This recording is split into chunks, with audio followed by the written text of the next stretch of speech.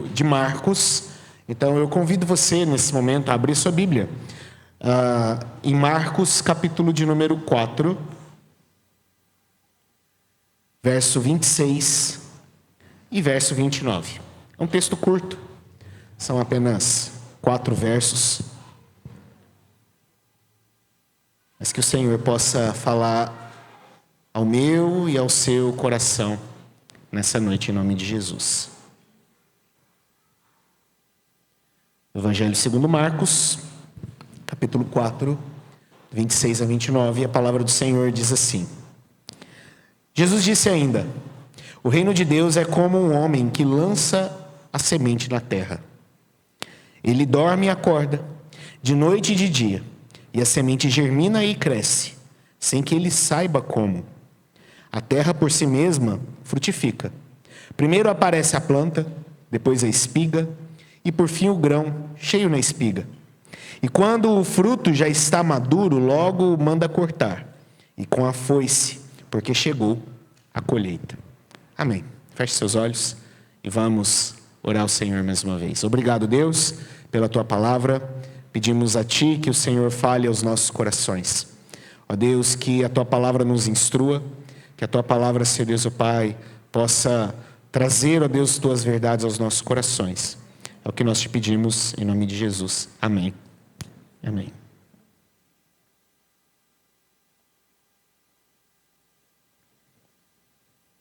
Para você que é pai, mãe, principalmente de criança pequena, eu imagino, e provavelmente é difícil nós imaginarmos como será a aparência do nosso filho daqui a 20 anos. É difícil. É difícil imaginarmos isso. Você olha para um bebê e pensa, como será esse bebê com seus 20 anos? Por mais que nós tenhamos aí hoje alguns recursos de inteligência artificial, enfim, que dê para tentar projetar alguma coisa, a coleta aí de traço, de árvore genealógica, enfim. Por mais que nós tenhamos diversos meios para a gente chegar a alguma conclusão, para nós é difícil imaginarmos. Provavelmente você piscou e hoje você está aqui. Você também, com seus 30, 45, 18 anos. Não sei quantos anos você tem, a idade de todos aqui presente. Mas eu imagino que você estava vivendo a sua vida e de repente você se olha no espelho e você já começa a perceber alguns invasores nos fios de cabelo, outros invasores no canto dos olhos, na testa. O tempo passa, a gente cresce, os cabelos branqueiam, rugas aparecem no rosto, mas somos nós ainda ali. Somos nós. Estamos nós ali de frente ao espelho. Interessante, nós percebemos ao olhar para o espelho o quanto nós mudamos, principalmente se nós temos ali como comparar. Pegamos fotos antigas de você ali, quem sabe 10 anos mais novo, você ali há 15 anos atrás, ou quem sabe você há 15 quilos atrás, a gente não sabe como que funciona dessa forma, mas o tempo passa. E às vezes de forma silenciosa, às vezes de uma forma que nós não percebemos, nós crescemos, nós amadurecemos, os nossos filhos crescem, os nossos filhos também amadurecem. É silencioso, por vezes é silencioso. Mas nós crescemos, nós mudamos, o tempo passa. E o tempo passa.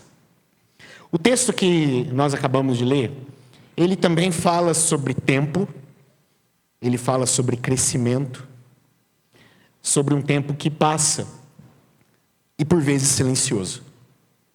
Por vezes de uma forma que nós não percebemos, mas ele passa. Esse texto ele nos ensina sobre a soberania de Deus, e que somente Deus e não o homem, entende completamente, e Ele é o autor do crescimento, é o nosso Deus.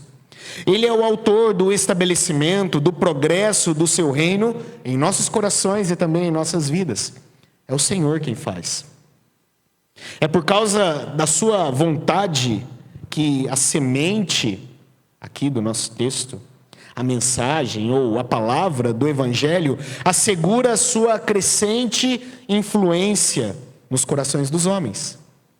E deste modo, também na sociedade de um modo geral. É Deus quem assegura esse crescimento e essa mudança.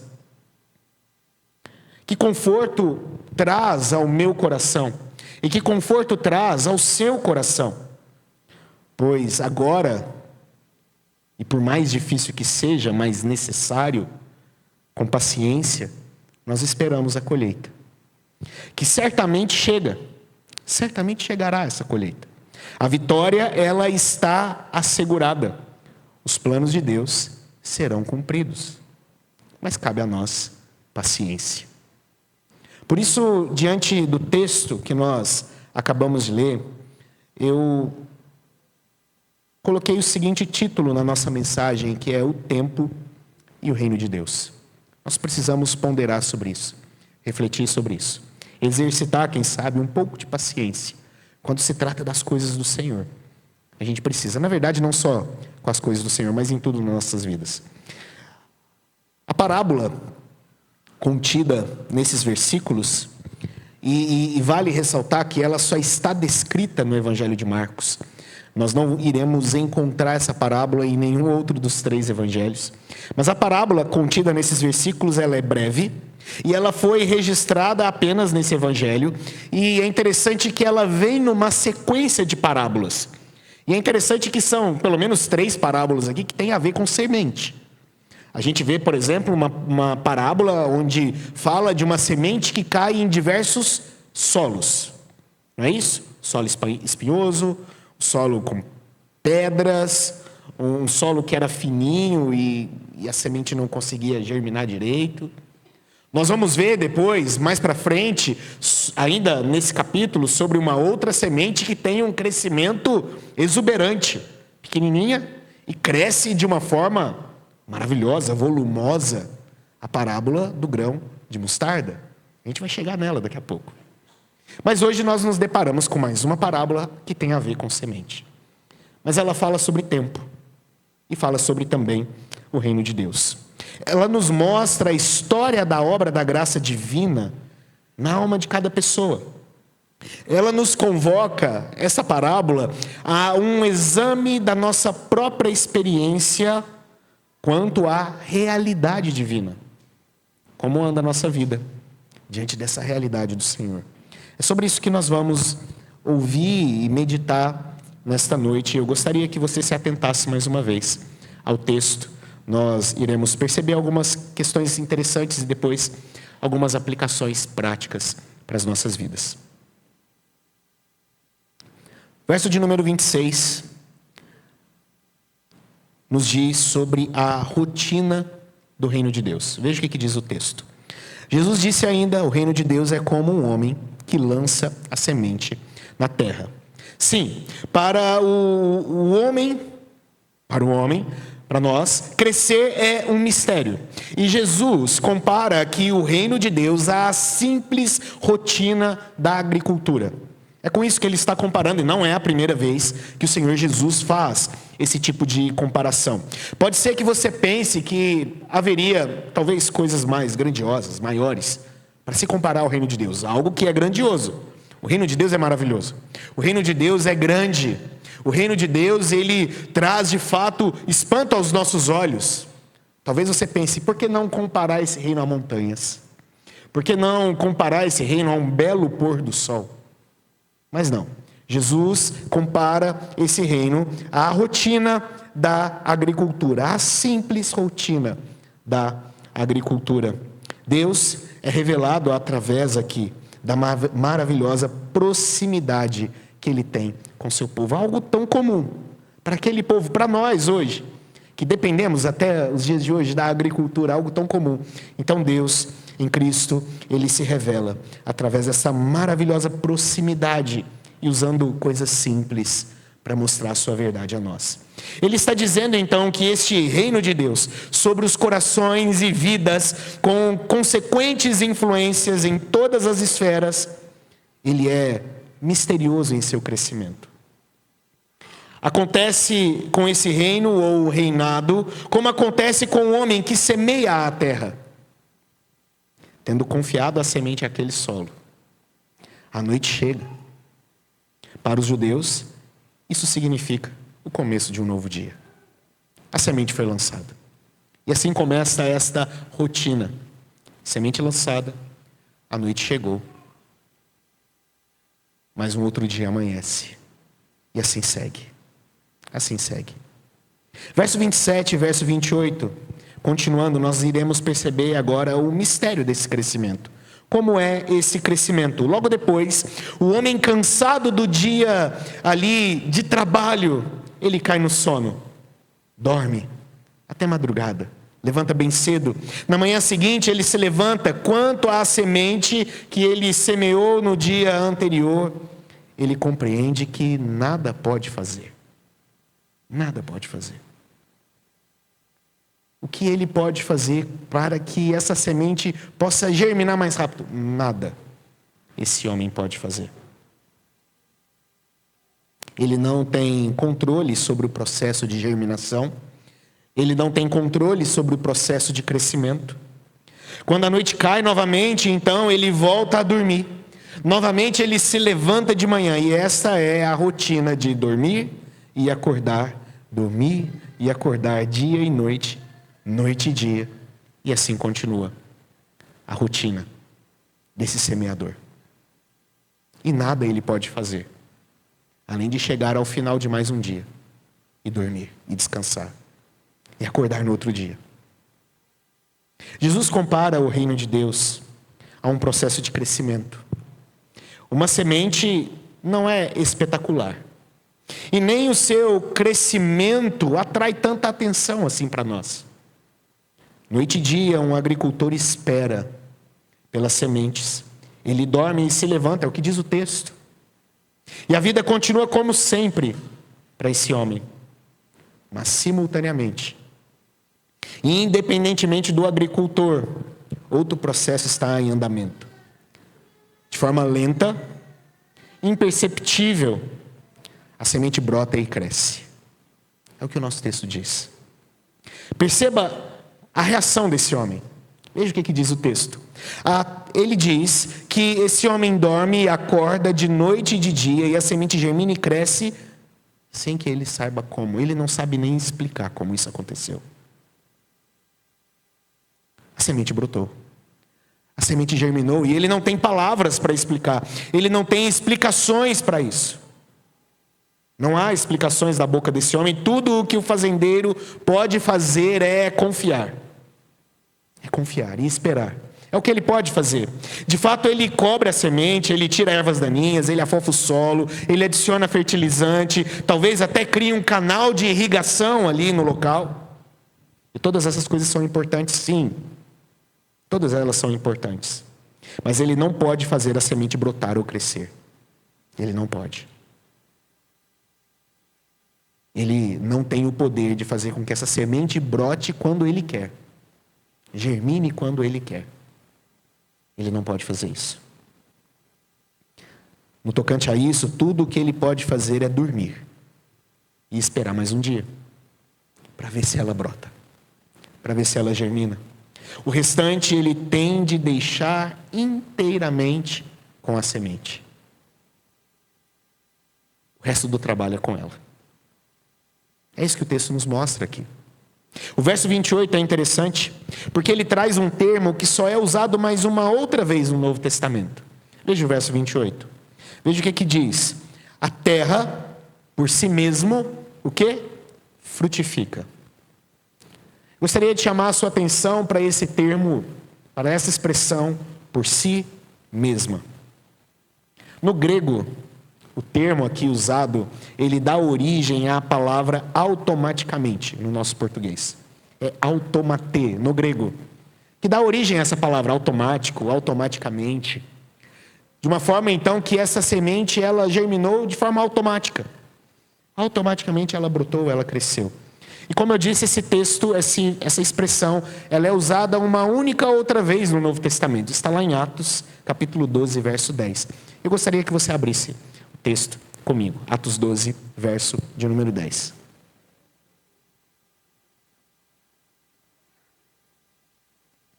O contexto de Atos 12 é o contexto da libertação de Pedro da prisão por um anjo.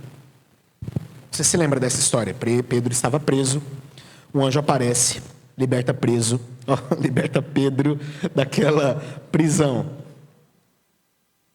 Então o contexto é esse, verso 10 diz assim: depois de terem passado a primeira e a segunda sentinela, chegaram ao portão de ferro que dava para a cidade, o qual se abriu automaticamente.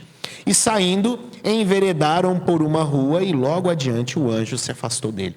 É somente em mais esse local que a palavra automate vai aparecer no Novo Testamento, significando nas duas que não há nenhuma intervenção humana.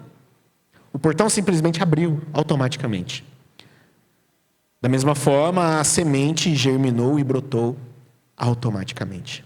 Não houve intervenção, não houve nada que Pedro fez para que aquele portão abrisse. Da mesma forma, não há nada que esse semeador possa fazer para que a semente venha germinar. Não há nada. A semente, a ideia é que a semente contém em si o poder de geração ao processo ordenado de crescimento. Primeiro o talo, depois a espiga, depois os grãos naquela espiga. Esse é o processo. A semente tem o que é necessário.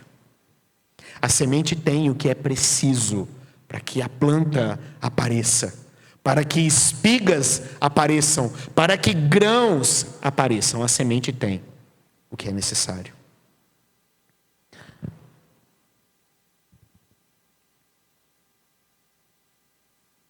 A planta está lá, na sua bela rotina, crescendo.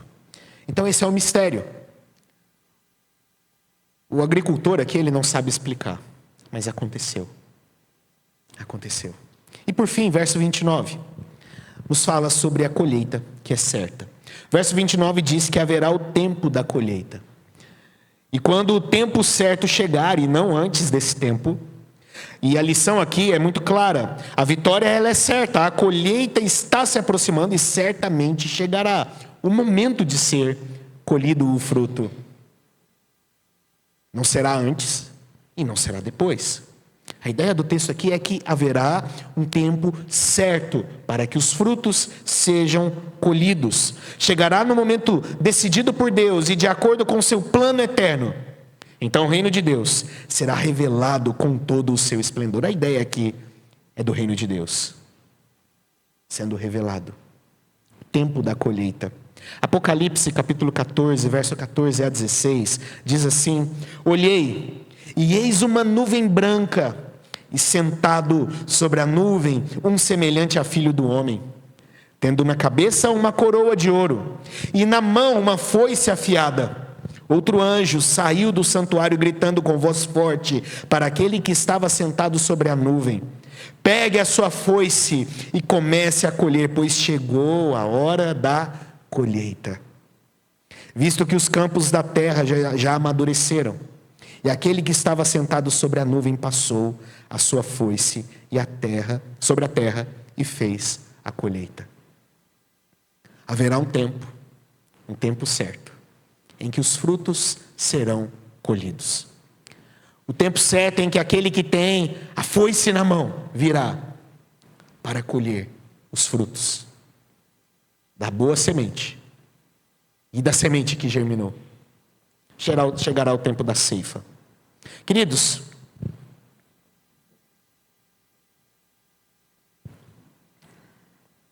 é evidente aqui para nós que esse texto nos chama a uma clara reflexão.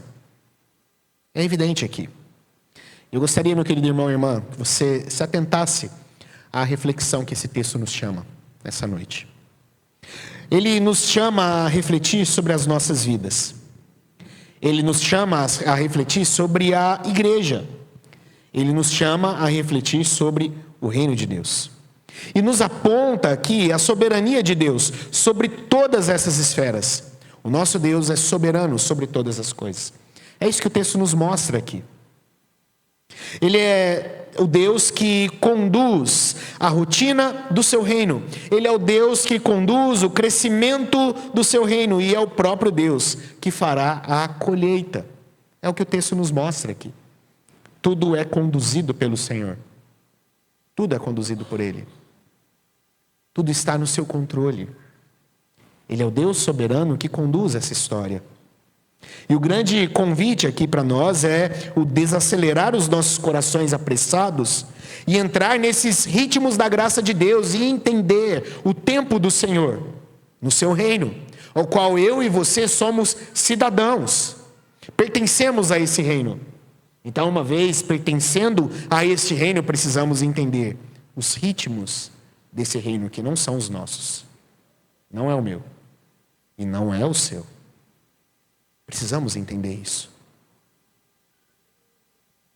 É o convite para compreender que existe um tempo para tudo. Existe um tempo para tudo. E bom, esse não é um sermão sobre Eclesiastes. Não é. Quem sabe um dia a gente se aventura nesse livro. Mas fica bem um bom entendimento aqui sobre algo importante que Eclesiastes nos ensina. Talvez um dos versículos mais conhecidos do livro, escrito pelo pregador, por Salomão, capítulo 3, verso 1. Se você puder, abra sua Bíblia. Não é sobre Eclesiastes, mas vai nos ajudar muito no nosso sermão essa noite e na aplicação desse sermão. Eclesiastes 3:1, provavelmente você pode até falar ele de cor, mas diz o seguinte: tudo tem o seu tempo determinado, e há tempo para todo propósito debaixo do céu. Vamos ler mais uma vez? Lê comigo agora? Vamos lá? Tudo tem o seu tempo determinado e há tempo para todo propósito. É bem provável que você tenha lido esse texto errado. É bem provável que alguns de nós aqui leem esse texto errado. Muitos aqui talvez leem no sentido de que haverá um tempo para se fazer tudo o que nós queremos. Talvez você lê com esse entendimento.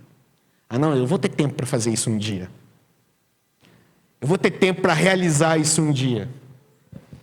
Mas não é assim que esse texto, e não é com esse sentido que esse texto foi escrito. Não é sobre isso. Tempo é escasso. Entenda isso. Tempo é escasso.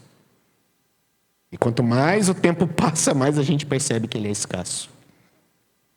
Você não vai conseguir comer tudo o que você tem vontade de comer. Você não vai conseguir viajar para todos os lugares que você planeja viajar. Você não vai conseguir ler todos os livros que você planeja ler. Você não vai conseguir. O tempo é escasso. Então esse texto ele não fala sobre os seus planos. Aquilo que você planeja fazer com o seu tempo. Não. Não é sobre isso que o texto nos diz aqui. A ideia aqui, e no nosso texto, nos remete ao Deus soberano, que acima do sol planejou e determinou e controla todo o universo. Um Deus que fez um mundo onde podemos perceber esse controle e descansar nessa bênção. É isso que Eclesiastes nos ensina. Há um tempo determinado para todas as coisas, estabelecido pelo próprio Deus. E o convite de Eclesiastes é para que eu e você descansemos nesse tempo do Senhor, que foi estabelecido para todas as coisas. E ele nos leva a entender que isto é para nós uma bênção. O texto aqui é muito parecido também. A ideia aqui de Marcos, capítulo 4, verso 26 a 29, é muito parecido. Porque ele nos fala, nos leva ao entendimento desse Deus soberano, que planeja e controla, que traz ritmo a todas as coisas nas nossas vidas. É assim com o seu reino. E na rotina do reino nós aprendemos lições importantes sobre esse Deus soberano que nos chama a trabalhar, mas a reconhecer também que o grande trabalho e o principal trabalho é dele e não é seu e não é meu. Ele nos chama a trabalhar, mas não é seu o principal trabalho. Não é meu o principal trabalho. É dele. E a primeira coisa que o texto nos ensina é: Deus é quem preparou a semente. É a primeira verdade. Deus é quem preparou a semente. A semente, claramente, como na parábola anterior, é o Evangelho. E o que ele nos ensina é que o Evangelho não precisa de adereços. Não precisa. Aquilo que é necessário para que o Evangelho frutifique, o próprio Evangelho já tem. Já tem. Você não precisa acrescentar nada nele. Nada. O Evangelho não precisa das suas estratégias. O Evangelho, ele não precisa das suas técnicas. Ele não precisa. Porque esse Evangelho já é preparado pelo próprio Deus. Romanos capítulo 1, verso 16, Paulo diz algo muito interessante. Ele diz o seguinte: pois não me envergonho do Evangelho. Por que Paulo não se envergonha? Ele responde: porque é o poder de Deus para a salvação de todo aquele que crê, primeiro do judeu e também do grego. O que é o Evangelho? É o poder de Deus para a salvação. O Evangelho é o poder de Deus. Você compreende isso? Você consegue compreender o quão poderoso é o Evangelho? Esta semente. Agora, o que me parece é que, ao contrário de Paulo, muitos de nós temos vergonha do Evangelho. Porque nós não compreendemos esse Evangelho como aquele que é o poder de Deus para a salvação. E a gente coloca tanta coisa no Evangelho, que o Evangelho some. Ele é abafado pelas nossas estratégias, pelas nossas técnicas, por diversas outras coisas que nós vamos acrescentando ao Evangelho. E o Evangelho some porque, será que não confiamos que Ele é o poder de Deus? Me parece que por vezes nós desacreditamos nesse poder. Por isso achamos que temos que acrescentar várias outras coisas. Queridos, eu sei que o seu testemunho é muito importante e é muito bonito. Mas ele só existe por causa do Evangelho. Somente por causa do Evangelho. Eu imagino que muitos de nós aqui têm testemunhos maravilhosos, histórias maravilhosas. Mas ao comunicarmos, muito mais importante do que o meu testemunho é o Evangelho do Senhor Jesus. Porque Ele é o poder de Deus para a salvação. Ele é o poder de Deus.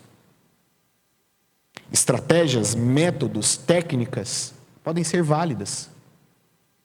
Mas a eficácia está no Evangelho, não na estratégia. Não no método, não na técnica, mas no Evangelho. É no Evangelho que está o poder. Então não tenha vergonha desse Evangelho. Porque é o poder do Senhor confiado à igreja. Para que a salvação seja conduzida a corações que carecem dessa salvação. Essa é a primeira verdade. A semente é Deus quem preparou. É Deus quem preparou. Segundo, Deus é quem virá para colher. É o que nós aprendemos no texto também, que é o próprio Deus quem virá para colher. A parábola dirige também os nossos olhos para o futuro e nos garante que esse futuro é certo. O Evangelho está frutificando, tem pessoas sendo transformadas, tem pessoas se convertendo ao Senhor Jesus Cristo, tem pessoas derramando sua vida diante do Senhor Jesus. Sim, se sim, a ceifa é certa. Jesus virá para a colheita. Então, certamente, Deus virá para colher esses frutos. A semente, como o evangelho prospera por si mesma, e uma vez então semeada, põe em movimento um processo que vai conduzir à colheita. Vai conduzir. Todavia, esse tempo, ele pertence a Deus. Desde os tempos bíblicos, há aqueles que tentam prever ou agilizar esse momento. Os zelotes tentaram forçar o reino ao palco pela revolução. O partido dos zelotes era isso. Através da revolução, o reino de Deus virá mais rápido. Eles tentaram e falharam. Aqueles que se detinham naquelas ideias apocalípticas esperavam por meio de observações, cálculos. Tentavam prever o dia, a hora que o Senhor Jesus voltaria, que o reino seria estabelecido. Falharam. Os fariseus acreditavam que o surgimento do reino poderia ser auxiliado por uma observância da lei. Falharam. A parábola da semente aqui, que cresce, adverte contra esse casamento da vinda do reino com previsões, com projeções, com cronogramas, estratégias para acelerar esse reino. O tempo é de Deus. O tempo em que os frutos estiverem maduros, este é o tempo da colheita. É o tempo preparado pelo Senhor para isso. A fé que Jesus exige aqui dos discípulos é dormir, levantar-se com humildade, confiança de que Deus invadiu este mundo conturbado, não com uma cruzada, não foi assim, mas com uma semente, aparentemente pequena, imperceptível, mas que está crescendo para a sua glória. E se ela cresce, é porque Ele virá para a colheita. É isso que essa parábola nos ensina. Ela nos leva ao entendimento também de que as mazelas, lutas que enfrentamos hoje, elas terão um fim. Elas terão um fim. A semente está crescendo. Jesus virá, como nós cantamos. E por fim, queridos, Deus é quem conduz o crescimento. É Ele. Deus e não o homem. Não é você e não sou eu. Quem dá o crescimento. É por causa de sua vontade que a semente, a mensagem, a palavra do Evangelho assegura a sua influência nos nossos corações. Queridos, no ritmo da graça, Deus nos chama a entender o privilégio de descansar nele. E é um grande privilégio mesmo. Nesse mundo apressado que nós vivemos, entender que tem um Deus nos chamando para o descanso. Uma semente, ela não é espetacular. Não é mesmo. É simples. E nem o seu crescimento, como eu disse aqui, atrai a nossa atenção. O agricultor ali aguarda noite e dia. Ele dorme e se levanta, aguardando esse crescimento. Mas a semente está lá, de forma imperceptível, está crescendo. A semente do reino de Deus, ela é diferente da semente mundana. Você se lembra de uma parábola sobre um espinheiro? Nós já lemos aqui, lá em Juízes capítulo 9. Lembra lá de Jotão? A gente já passou por esse texto. E aquele espinheiro, ele iria crescer, mas como aquele espinheiro iria crescer? Através da força. Através da brutalidade. Através da violência, da revolução. Não é assim a semente do reino. Não é dessa forma. No reino de Deus, nada é por força, nada é por brutalidade, nada é por revolução. É um esperar. Pode ser monótono, pode ser entediante, às vezes até desesperador. Eu sei que para muitos esperar é desesperador. Eu sei que para muitos é. Mas o texto ele nos chama hoje a entender o tempo do Senhor, dentro do reino do Senhor. Queridos, eu sei que aqui no nosso meio existem mães que aguardam desesperadamente uma mudança na vida do filho. Eu sei que existem aqui, que aguardam mesmo, que querem ver algo, querem ver o evangelho frutificar na vida dos seus filhos. Eu sei que existem mães que aguardam isso. Eu sei que existem mulheres, homens que aguardam uma transformação na vida do seu cônjuge. Esperam mesmo uma mudança. Esperam mesmo por algo novo. Se desesperam nessa espera. Eu sei que existem pessoas assim. Eu sei que você, líder, nós, presbíteros, aguardamos uma mudança na vida, nas pessoas que estão lá no seu departamento ou ministério, nos membros da nossa igreja. Eu sei que nós aguardamos isso. Eu sei que se dependesse de nós, a gente pegaria pelo colarinho e empurrava a pessoa. Vai, se apruma. É assim. Eu sei que se dependesse da gente, a gente ia dar um jeito de acelerar as coisas. Mas não depende de nós. Não depende de nós. O que Deus nos chama hoje é a entender o tempo dele dentro do reino dele. É o que Deus nos chama. A entender que a semente, ela crescerá. Então o que cabe a nós é aguardar. O que cabe a nós é às vezes dormir e levantar de forma monótona, talvez inquietante e desesperadora, mas aguardar.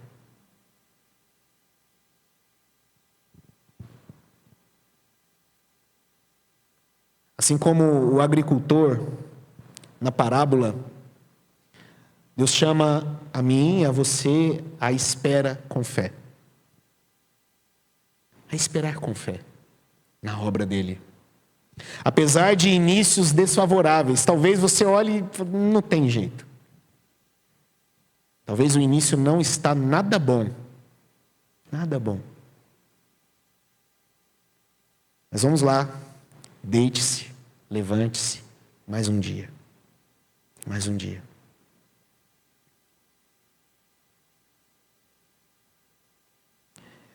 A ausência do envolvimento humano, e é na ausência mesmo das suas capacidades, nos demonstra o entendimento de que a semente contém em si mesma todo o potencial para dar frutos. Está nela, porque foi Deus quem a preparou. O evangelho é do Senhor e não é seu. É o poder de Deus e não o nosso poder. Que Deus possa nos ajudar, queridos. Assim como nós percebemos, e eu gostaria de encerrar lendo com você um trecho da carta de Tiago, capítulo de número 5, versos 7 e 8.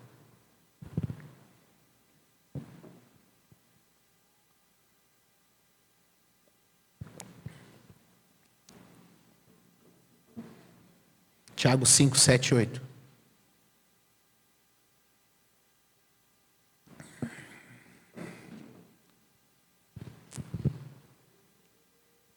Diz assim: portanto, irmãos, sejam pacientes até a vinda do Senhor.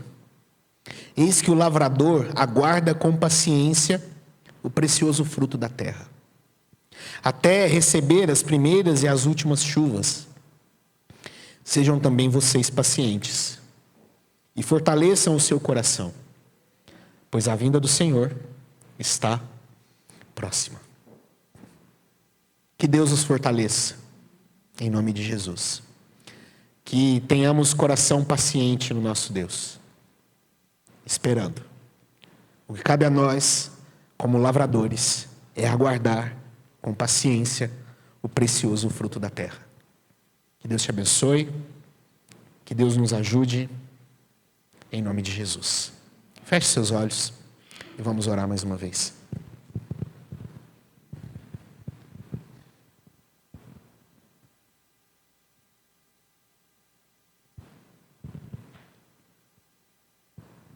Pai de amor e graça, obrigado, Senhor, pela tua palavra. Ó Deus, e é difícil, Deus, ó Pai, para nós ouvir que precisamos ter paciência e esperar. É muito difícil, Deus. Nosso coração, por vezes, acelerado, apressado, desesperado, às vezes incontrolável. Ó Deus, e muitas vezes o que falta é paciência. Em esperar e entender o tempo do Senhor, a obra do Senhor, o ritmo, ó Pai, do Senhor, que não é o nosso, não é o nosso. Que possamos exercitar, Deus, ó Pai, como o Tiago nos chama aqui, a paciência, o esperar. Esperar com fé. Possamos esperar, Deus, ó Pai, pacientemente pelo Senhor. O Senhor, ao seu devido tempo, virá com socorro. É o que o Senhor nos promete. É o que o Senhor nos diz. Aquieta hoje os nossos corações, Deus. E mantenha, Deus, ó Pai, a esperança no Senhor, a fé no Senhor. A semente foi lançada e é o Senhor quem dará crescimento. E nós pedimos mesmo, Deus, que a tua semente frutifique, ó Pai, nos nossos corações, nos corações dos nossos irmãos, de filhos e filhas, ó Pai, que são aí aguardados, esperados por mães, maridos, esposas. Pedimos a Ti, ó Deus, faça a Tua obra, faça o Teu querer. Nós oramos em nome de Jesus. Amém e amém.